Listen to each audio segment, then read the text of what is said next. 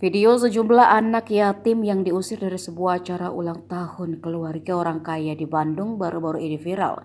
Padahal para santri dari pondok yatim Soleha Asalam itu awalnya diundang. Dilansir dari akun TikTok @istrisoleha39, para santri ini diundang untuk mendoakan anak yang sedang berulang tahun. Namun begitu sampai di lokasi, mereka justru tidak diterima dengan alasan tuan rumah hanya mengundang anak yatim yang masih kecil.